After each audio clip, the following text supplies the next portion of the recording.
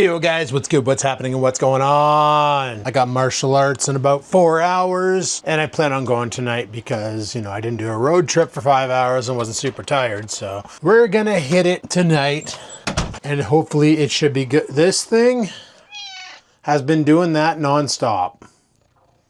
And right now she's purring in my ear really loudly and murping and meowing. Yup.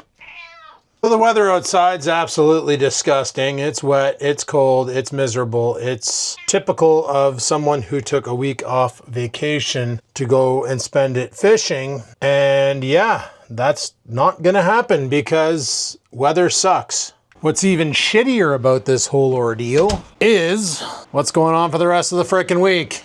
Today, rain. Tomorrow, rain. Saturday, rain. Ooh, Sunday changed. I might be able to get out there Sunday. That'd be nice. Look at this. Monday, Tuesday, beautiful, right? Back to work, back in the office. Wednesday, Thursday, beautiful. Friday, beautiful. Saturday, next Saturday's beautiful. Well, not really, it's 13 degrees. I don't know how they can talk about global warming when June, or I should say May 31st is gonna be 13 degrees. Normally May is like, you get 3 days of bullshit weather and then it's like super hot and gross and sticky and the mosquitoes are out biting the shit out of you and everything's alive and it's cold. It's cold, it's miserable, it's wet, it's bullshit. So yeah, I don't know. We'll just see how this summer goes. I was contemplating on calling the furnace guys that I bought my furnace off of a couple years ago, or 2 years ago, November 2023, I believe it was when I bought the furnace. No, 22. November 22 is when my furnace failed and I bought a new furnace and I used it in 23 and I used it last year. Yeah, that makes sense. So I was tempted to call them up and see about getting central air. But why bother getting central air when it's not even cold enough or warm enough to use it? And during the day when it's hot, I can regulate the temperature by using the fans. It always cools down at night. So I see no point in owning central air. It doesn't make sense. So I got a notification today on my phone from, basically I have a Canadian Tire gas card. It's a credit card. I get a notification. I pay it all through the app. It's really nice. You just go on the app and you pay your bill and then it's convenient. It's easy. It's fine. Reason why I have the Canadian Tire gas card is every time I buy gas, I get points and those points can be redeemed in the store for items. And right now I have about $600 at Canadian Tire that I can spend on stuff, which is why I was tempted to go get that Daiwa rod and reel combo because it's pretty much paid for. I just got to get off my ass and go pick it up. And that was the spinning setup that I was looking at. Yeah, it's raining right now, frig sakes. Can't get away from it. Can't get away from it. There, we got away from it. But the notification that I got on my phone was in regards to Canada Post might be going on strike again. Now, if you remember, they already went on strike once. They went on strike right at Christmas time, screwing everybody over who was ordering from like Amazon or online, like I almost said Pinterest, but that's not it's Etsy, or any online stores for that matter. Canada Post was the main distributor because their price to performance is bang on. They're the cheapest solution. You use Purolator or you use another shipping company, UPS or whatever, and they charge a lot more for shipping items versus Canada Post, where it's so cheap. Some stores say if you're ordering over $100, shipping's on us. Where with Purolator or UPS, doesn't matter how much you order, there's always a shipping cost. They won't usually soak the shipping cost. Well, got a notification that once again, Canada Post wants to go on strike. Okay, reason being is because they're not being paid enough. Now, here is my gripe about that whole situation. Same with minimum wage going up at McDonald's, same with all that other bullshit. If you do a good job, yeah, I understand raises, I understand being paid. But if you're doing a horrible job, like you go to McDonald's, for instance, right? And they got the pictures of the Big Macs and they got the pictures of the cheeseburgers and all that on the wall, and they look amazing. So you're like, oh man, that looks really good. I think I'm gonna order a Big Mac. And you order this Big Mac and you get home and you open it up and you unbox it, whatever. And it literally looks like it went 10 rounds with Mike Tyson. Like it's a smashed burger. Looks like the guy put it together and straight up fist smashed it to make sure it doesn't come apart. Like it looks like it was manhandled by a lion in a zoo. So not very appetizing. You're still gonna eat it because you spent like 20 bucks on the damn thing due to inflation. It's just complete and utter bullshit. So do they deserve it? Or, you order your meal, you get everything, but they don't include something. They forget it, they leave it out, even though it's on a computer screen And as you're ordering stuff, you have to tick off, yes, the Big Mac's in the box or in the bag. Yes, the fries are in the bag. Yes, he received his drink. I put a straw, I put napkins, I put condiments in the bag. A lot of these places, from what my friend told me, because he worked at McDonald's during this time, a lot of them will just tick all that shit off before you even populate in the bag with the items. So you lose your items. You end up having to go back through drive-thru and saying, yeah, I didn't get my fry. All I got was a burger and a Coke. Like, where the hell's my fry? That's if you check. That's why you always check your orders when you're going through fast food restaurants. But yeah, do they deserve an increase in wages for doing such a sub job? No. And that's my gripe with Canada Post. You know, they want more money. They want more money. Well, this morning I checked my notification. Mail Dick came by. I was like, oh, right on. I'll go out and grab my mail. Number one, he left my mailbox open. It's raining outside. He left my mailbox open. My mail got soaked, so that's awesome. Luckily, there was nothing of value in it, like no bills or anything, because I get all that through my cell phone. They just email me, your next payment is this. And then what's nice is the Google automation automatically schedules it and notifies me when it's due. But a lot of my bills are automatically pulled out of my bank account anyway, so I have limited interaction to do so. I just like to have the notifications let me know how much they're soaking me. So if it's a screw up in their accounting system, like, I don't know, Rogers charging me $700 one month for a cell phone bill, but it meant to be $70, just something went wrong on their computer and they accidentally added an extra zero in there. I like to be notified of that so I can call them up, dispute, and get that corrected before the money comes out, or put a stop payment on it and tell them no, correct it, and then I'll pay you double next month, whatever the case may be. It's only happened once, and that's the route I took. But my biggest complaint there is it doesn't take much to close the lid on a mailbox. The fact that the letter carrier left the mailbox open and let my stuff get soaked is kind of ridiculous. Like, you don't do that. That's bullshit. That's almost as bad as tampering with the mail system, if you ask me. And that should fall into the same punishment, because you're kind of tampering with the mail system by putting it in the box and not closing the lid that is clearly there. Not hard to close. Just grab the flap and pull it down, right? Easy peasy lemon squeezy. For the amount of money those letter carriers make, you think they could pull that off? I don't even know how much a letter carrier makes. How much does a letter carrier make with Canada Post? I couldn't find an answer to that specific question, but according to ca.indeed.com, average Canada Post mail carrier hourly pay in Alberta is approximately $22.11, which meets the national average. So according to Alberta, I don't know, that might not be the same for Ontario. And Indeed is, you guys might have it in the US, we have it up here in Canada. It's like a job fair, if you will. It's a website. You can go there and look up jobs and apply for them right on the Indeed platform and go from there. But $22 an hour, where all you need is your grade 12, the ability to read street numbers, and to open a box and put the proper addressed letters into the proper mailbox, and then close the lid to protect the contents until the homeowner or resident can go out and retrieve their letters. $22 an hour. That's pretty decent pay. Not with all this inflation bullshit going on, but still, as an entry-level job where you do not need a post-secondary education, you know, you could be working at Walmart or McDonald's or freaking Dollarama or whatever, making minimum wage, working bullshit hours, dealing with the public. No, you're out there walking around, getting your steps in, getting your cardio in. I actually considered a job doing this just because the cardio would be key, and walking around that much in a day. Like, I know a couple people who are letter carriers, and they do about friggin' 30,000 steps a day. It's crazy. Like, they're nuts, and they can just consume food like it's going out of style and not have any problems with gaining weight because they're always walking around. But it's not a job where you need a post-secondary education. You don't require any sort of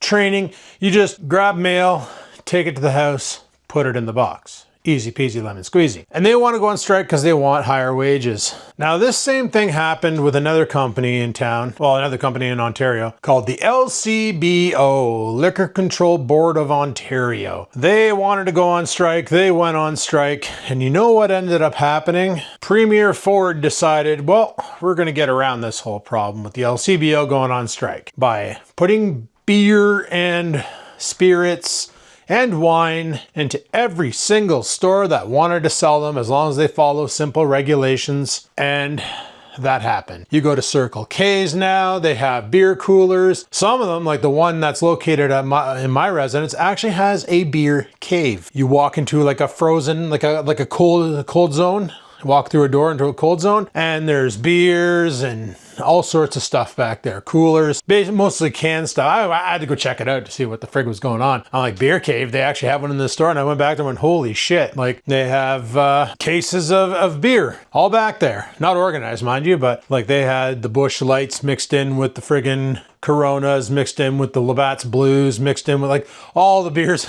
It wasn't like organized how it is at the LCBO, unless the LCBO is like that now too. But anyway, that was Premier Ford's solution to the LCs going on strike. You want to go on strike? Fine. We'll just make it more readily available anywhere else but there. Now, mind you, if you want specific things, you got to go to the LC. Like, you're not going to find like wines from France, vodka from like Russia. If you want stuff like that, you have to go to the LCBO. But if you're just, your weekend beer drinker, or your weekend Mott's Clamato Caesar drinker, or you like your coolers, like your White Claws and all that shit, your corner store is going to have it, as long as you're not looking for specialty stuff. So with letter carriers, if they keep pushing back, and this is a federal government job. It's Canada Post. It's federal. It's not Ontario. So Premier Ford has no say or do on anything here. If they keep pushing back, something's going to break, and they're going to find a way to automate this and reduce the amount of employees for Canada Post. That's a given. Now, more and more companies out there, like, for instance, Hydro One,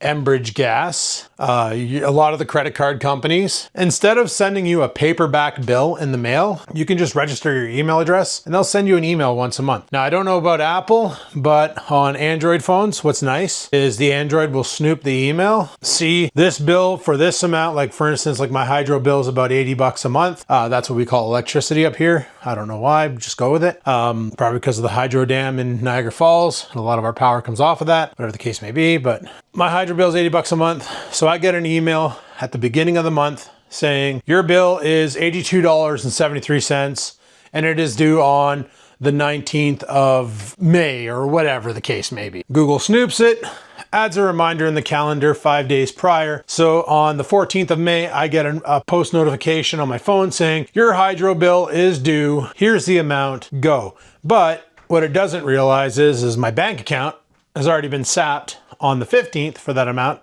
because the money comes out direct. Direct deposit or direct withdrawal or whatever you call that. Pre-authorized payment is probably the right term. So the more companies switch over to an electrical version, a less paperback, the less work the Canada Post guys have to do.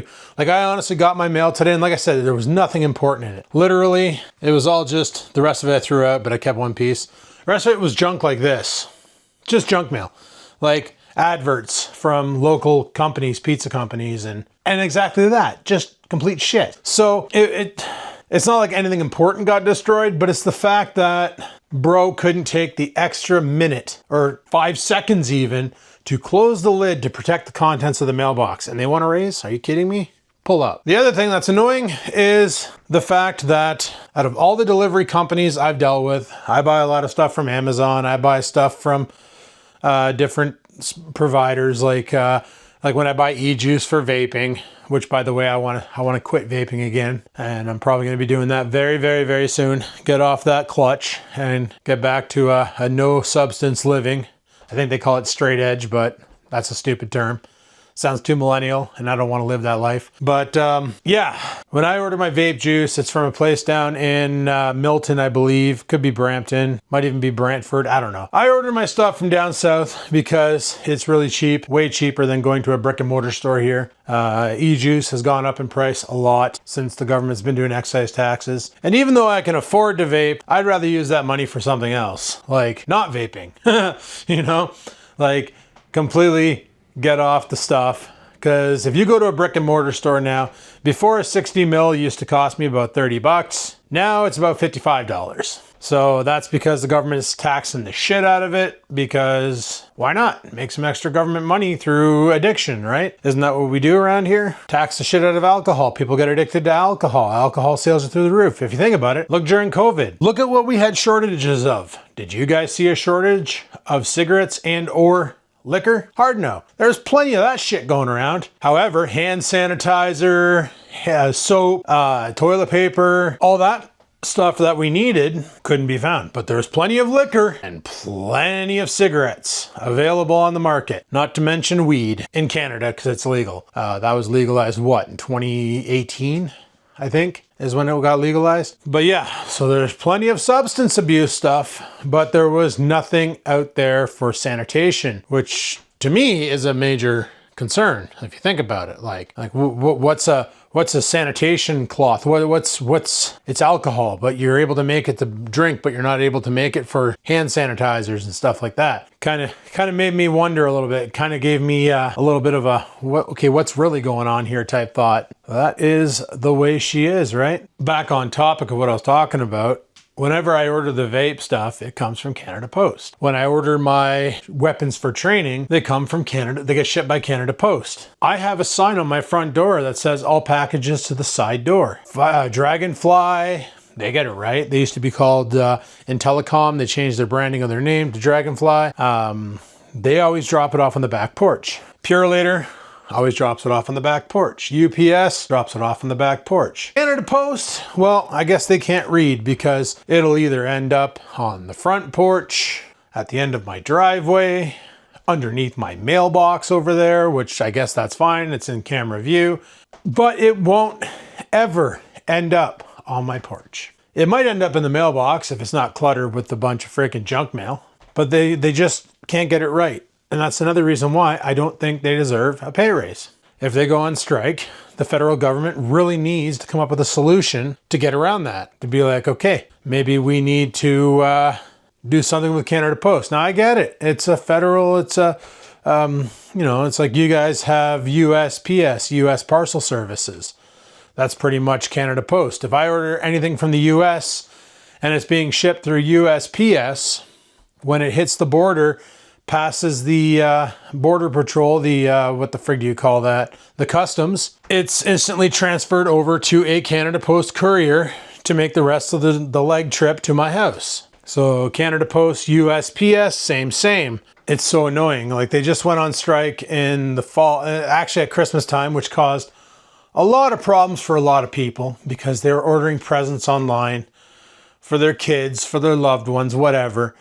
And because Canada Post was out of service at the time, like they would order it. A lot of stuff was handmade. So you order it well in advance. The person makes it, puts it in a box, sends it out via Canada Post. Well, when they went on strike, all parcels halted, causing a lot of people's gifts and packages to be stuck in courier. They just halted. They stopped the entire chain. And a lot of people's products were left at whatever depot they're at. Couldn't go pick them up. Couldn't drive 3 hours to the depot to go pick it up because they were not there. They were out picketing. And it caused a lot of hoopla. And now they want to do it again. Like, it doesn't affect me. It doesn't affect me. Because like I said, all my important letters and bills and all that all come to my email. I've always been a firm believer of, if you do a good job, if you are actually out there doing a good job, then yes, you do deserve a raise. If you're not doing a good job, if you're literally just putting by, living day by day, and not even trying to do the job right, then no, you do not. You do not. You got to put forth an effort in order to be rewarded, right? That's the way it should be. I don't know what the hell changed over time, but nowadays it feels like people are rewarded just for showing up. And to me, that is complete bullshit. It's not good. Like, if you see that your buddy just got a raise or just got this, just got that, instead of playing the that's not fair game, take a look and see, why did they get a raise? Maybe they're doing something right. Maybe they're pushing. Maybe they're actually doing the job right. They're doing something right.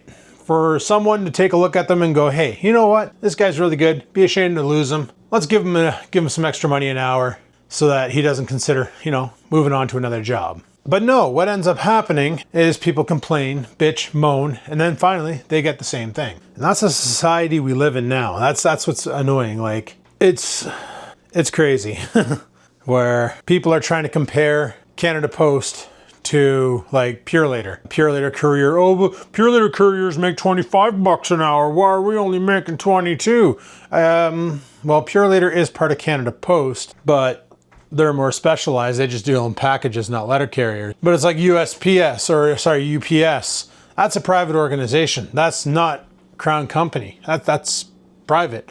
They can pay their couriers whatever the hell they want. You know, you knew what you were getting into when you took the job. So if you don't like what you're being paid, then find another job. Like, I don't know what to tell you. That's literally what I was going to do back in the day when in 2020, when I was making shit pay. I was out there looking for another job because I couldn't survive on what they were giving me. And I asked for a raise and they said no. They said, this is what we pay people in this position. Take it or leave it. So I was about ready to leave it. And I started applying at other tech centers for other tech jobs because I was not living that life. I was like, forget it. But then I ended up finally getting a better job. And that's what you got to do. Like, if you don't like what they're paying you, yeah, go talk to your boss. See if there's anything they can do. If not, then obviously they don't feel that you're worth it. And if you want to be worth it, go find another job. Simple enough, right? Simple enough. However, in the future, it's going to come down to it where we won't need letter carriers anymore because everything's going to be electrical. Your bills, your junk mail, all of that. There's no reason to be killing trees and making paper to produce a bill for your hydro or your cell phone or whatever the case may be. What's the point? What's the point in doing that? When you could just electronically send an email to the individual, save trees, use them for something else like new construction, like housing and whatever else, instead of using paper mill shit. Because honestly, you get your bill, you look at it, you look at the amount owing, you pay it. What do you do with your bill? You're putting it in a wall frame, you know? You're either throwing it in the garbage, throwing it in your fireplace to burn it into ashes, or you're using it to start a campfire in your backyard like I do. Because what else are you going to do with it? Or you're paper shredding it to get rid of the documentation. You're not doing anything important with those bills. So why would you need a paperback copy? And I get it. Right now, there's a lot of elderly out there that aren't up to snuff with the technology. 100%, I get it. But they are slowly passing away to the point where soon the elderly generation is going to be my group, the Gen Xers, and we lived through the computer era, right? Like when I was 4 years old, my first computer was one that you plugged into your television. It was a Tandy Coco 2 TRS-80.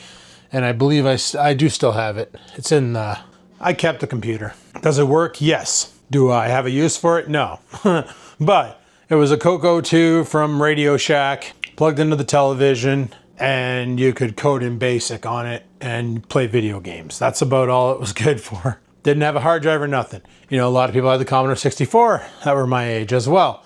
You know, we grew up during that electrical age where computers and video games first started booming. So we lived without internet up until 96 when we finally started getting dial-up and then high-speed internet, and then everything boomed and we adapted to it.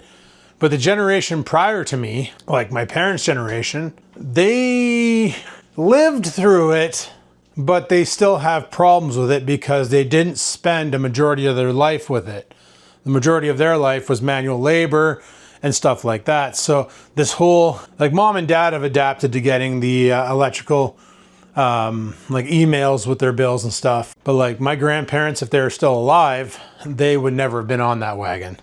And that's the group of people that even going to like Walmart and being forced to use the self-checkouts, they don't like it because they're just so accustomed all their life of going to a store, grabbing items off a shelf, and then just bringing it to a till, and the cashier takes it, scans it, and then just tells you like your total is this, pay me money, bye-bye. It's like when debit came out when debit first came out, a lot of people didn't understand it. But people from my generation thought it was really cool technology because prior to that, like I remember dad would get paid on a Thursday and he'd always be home late Thursday night because he'd have to go to the bank. And this is before depositing, direct deposit from your employer, right? This is like, it's Thursday, here's your paper paycheck with some numbers on it. So you got to go to the bank, put the money in your account, and then do a withdrawal for X amount of cash, put that in your wallet, and go out and buy whatever you need for the next 2 weeks. Your groceries, your gasoline, all that shit. And it was all paid in cash. There was no direct anything. Even credit cards back then. They had credit cards, but it wasn't electrical. They had this dorky little machine. They put a slip in it, they sat the credit card underneath, and they passed this roller over top, and the roller had ink on it, and it would copy the face of the credit card with the number, and then at the end of the month, they would submit all those papers through, and that's how your credit card got billed. That's why, you know, even with checks, who's written a check lately? Who out there has written a freaking check lately? Who has a checkbook? I have a checkbook. Haven't used it in forever, but I have one. You know, a lot of people don't realize balancing the checkbook. That was a thing back then, right? You're writing checks. You're putting in the memo of, I wrote a check for $100 for hydro, or wrote a check for $50 for natural gas. And then you mail those checks to the business company, the hydro company, the gas company. They cash it, money comes out of your account. Now everything's electrical. Everything's done through e-banking, you know, electronic banking. And the old people can't grasp that. But this is the reason why we still have letter carriers carrying bills to houses. And a lot of old people are still paying them the traditional way. That's why if you ever get a hydro bill, you open up your bill, you have a letter in there telling you how much you owe, the breakdown of why you owe that.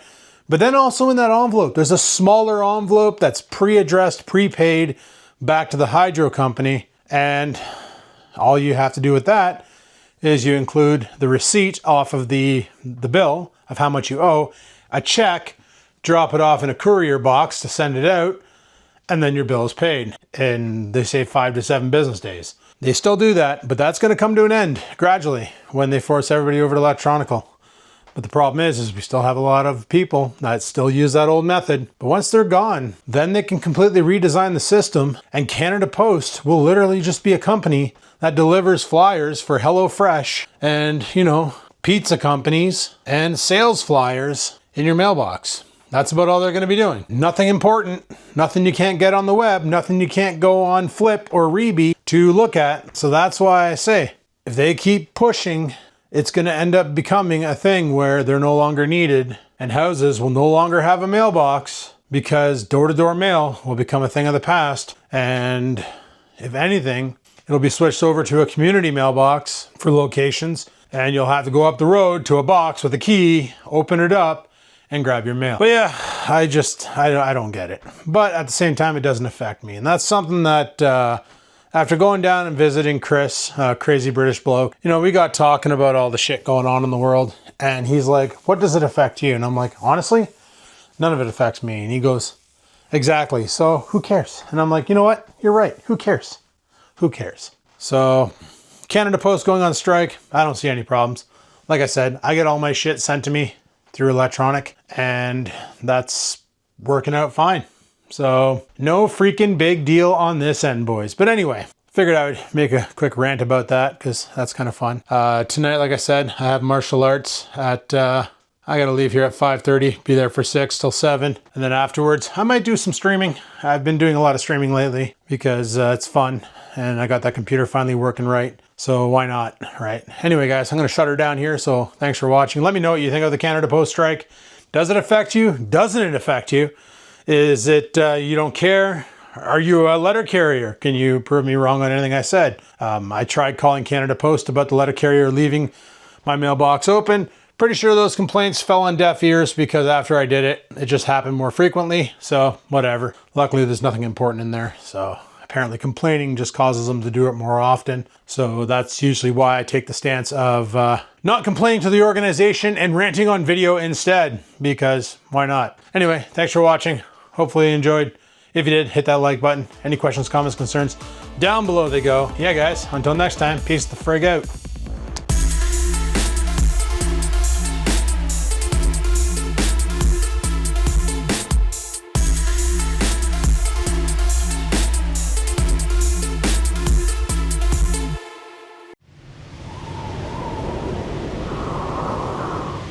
Sit, stupid, sit. Good dog.